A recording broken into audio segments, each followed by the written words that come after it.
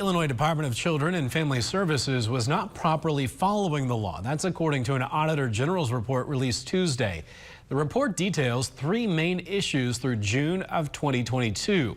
The department failed to comply with the Abuse and Child Neglect Reporting Act. It also didn't comply with the school code. DCFS also didn't adequately document the monitoring of its provider agencies to comply with their contracts.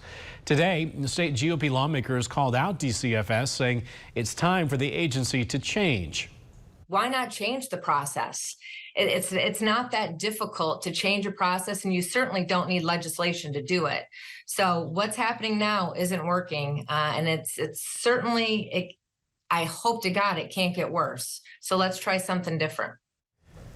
And in response, DCFS put out a statement saying, in part, quote, the audit covers the years during the height of the pandemic, a historic, unprecedented time when many uncertainties around the world existed, and staffing at DCFS and other businesses worldwide were at an all-time low. Nonetheless, the agency continued to provide services to children and families across the state and has invested in new technology infrastructure to further help alleviate administrative burdens.